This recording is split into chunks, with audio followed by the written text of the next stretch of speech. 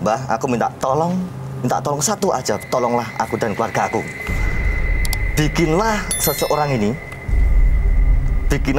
ini supaya dia itu sakit-sakitan dan kalau perlu dia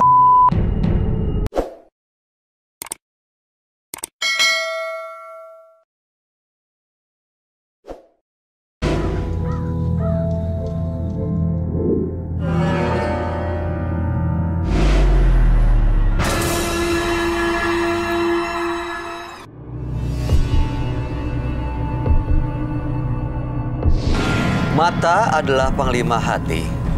Segala yang kita kerjakan tanpa disadari menciptakan misteri yang ada dalam hati. Baik, buruk, kejam, pilu, sampai kisah ironis, semua akan kita kuak di sini, menembus mata batin. Program ini akan menghadirkan orang-orang yang pernah ataupun masih melakukan tindakan di luar batas kewajaran. Dan bintang tamu yang hadir pada malam hari ini adalah duo biduan. Apa kabar Kiki? Baik. Apa kabar Elsa? Baik, alhamdulillah. Oke, ini di antara kalian berdua siapa yang paling sering mengalami pengalaman mistis? Kiki. Gimana ceritanya? Kiki tuh sering banget. Jadi kebetulan aku tuh sedikit agak sensitif dengan hal-hal yang seperti itu gitu. Banyak banget sih pengalaman yang serem-serem kayak gitu, diganggu segala macam. Tapi yang paling aku ingat, yang paling susah untuk dilupain itu saat aku lagi emang bener posisinya tuh lagi down gitu kan, lagi banyak masalah gitu, terus down, terus jadi kosong terus pikiran. Terus tiba-tiba aku lagi kosong gitu, ada saksinya teman aku, tiba-tiba ada yang nyamperinnya kenceng banget, ngelebat gitu kan, Ke depan muka ya?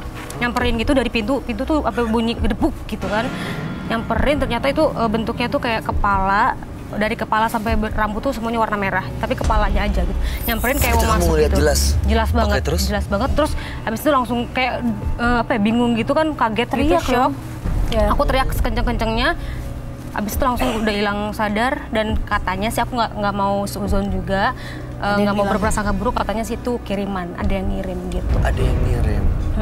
Tapi habis itu hilang gitu aja. Hilang gitu aja. Dan Tapi berarti dia itu, kayak mau masuk ke Kiki dong? Iya, mungkin mau masuk kayak gitu. mau merasuk ke Kiki Iya. tapi nggak bisa gitu ya. Jadi kayak kepental gitu, dia jauh langsung pergi. Tapi setelah itu aku baik-baik aja kan? Aku langsung hilang, langsung pingsan gitu. Terus teman-teman ngobatin gitu, ada datengin. Waktu pingsan tapi nggak melakukan hal apa seperti kerasukan? Alhamdulillah nggak. Nggak ya? Nggak. Oke, baik. Mungkin Kiki terlalu kuat. Oke, mudah-mudahan malam hari ini Kiki dan juga Elsa baik-baik aja ya. Kita akan segera ketemu dengan partisipan kita yang pertama. Berikut ini akan hadir seorang pria yang mengaku sering mengirim guna-guna pada tetangganya. Malam hari ini kami akan panggil dia dengan nama samaran. Kami persilahkan Rinto.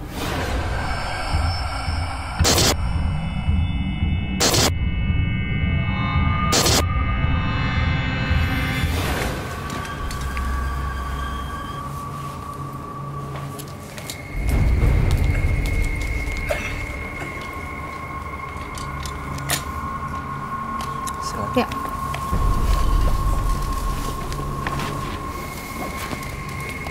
Selamat malam, Mas Rinto.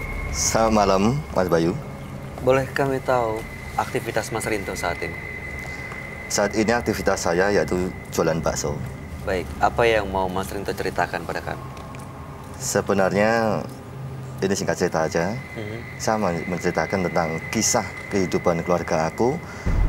Keluarga aku tidak suka sama salah satu seseorang karena salah satu seseorang itu sukanya tuh mengadu dombakan keluarga aku sama orang-orang lain. Sehingga keluarga aku itu nggak terima.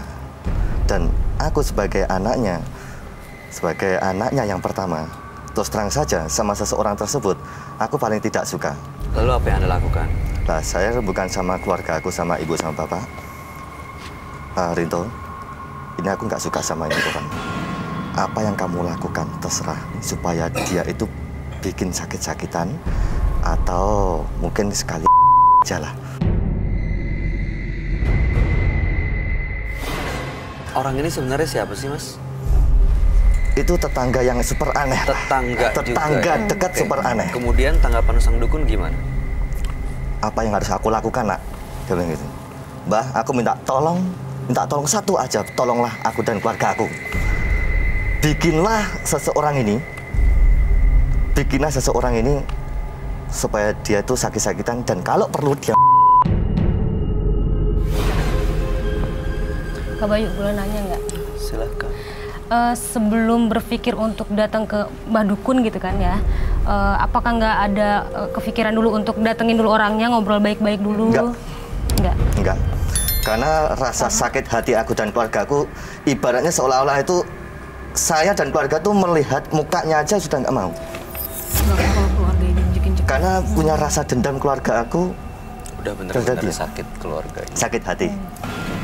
Lalu kemudian di dukun itu apa yang dilakukan? Saya diberikan sesuatu sama itu dukun. Nak, kamu pegang sesuatu barang ini. Aku dikasih sesuatu itu, barang itu. Dibawa pulang? Aku bawa pulang. Aku bawa pulang.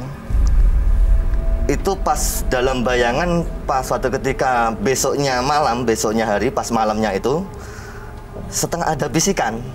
Apa bisikan? Kamu benci sama seseorang itu. Kamu orang itu. Lah, terus aku datang lagi sama saudara lah, sama adik, datang lagi ke rumahnya Mbah. Aku minta tolong sekali lagi, tolonglah bikinlah dia. Terus keluarga aku paling benci, paling gak suka sama keluarga ini. Baik, tujuan Anda datang ke Menembus Mata Batin untuk apa, Mas Rinto? Saya merasa dihantuin sama arwah dia. Jadi? Istilahnya saya datang ke sini, tujuan saya itu satu. Supaya saya tuh tidak terganggu dari arwah dia. Baik, mudah-mudahan Anda bisa mendapatkan solusi dan mudah-mudahan Anda bisa menyadari apa yang Anda lakukan ya. Iya.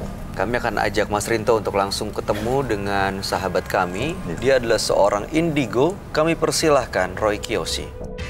Sebelumnya, tim Mata Batin sudah memberikan tanggal lahir dan nomor rumah partisipan kepada Roy Kiyoshi.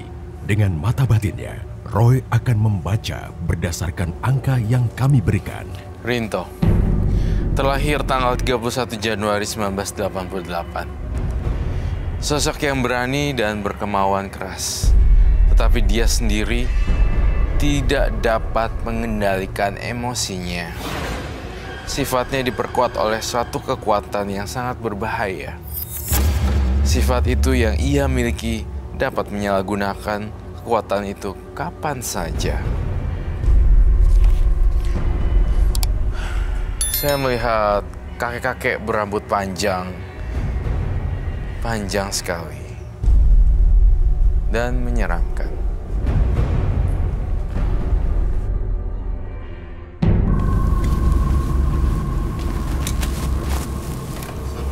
Selamat malam, Roy. Silakan duduk. Terima kasih.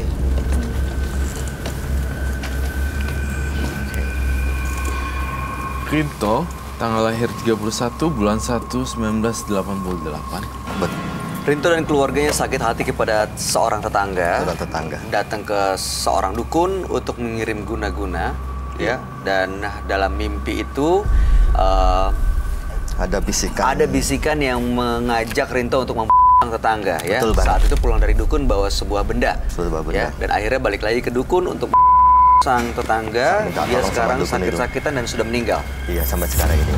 Tapi arwahnya sering mengganggu dan menghantui saya setiap hari. Setiap hari. Makanya datang ke Menembus Mata Batin untuk bisa lepas dari gangguan sang arwah. Betul yang banget. menjadi korban santet atau guna-guna atau teluh, ya. Guna-guna. Sebenarnya ini lebih ke arah santet ya, sampai meninggal. Sampai meninggal. Iya. Sebenarnya kalau saya lihat si Rinto juga selain daripada santet, dia juga punya ilmu-ilmu yang lainnya. Benar kan Rinto? Saya ngerasa Rinto itu bahasanya ngilmu gitu. Ngilmu. Dan saya ngerasa ada kakek-kakek berambut panjang gitu. Ya, saya merasakan itu. Oh, ngerasain itu ya?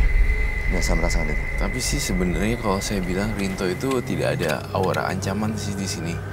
Dia pure, benar-benar bersih, pengen lepas dari gangguan makhluk halus. Betul banget. Tapi apa sudahkah Anda minta maaf terhadap keluarga korban?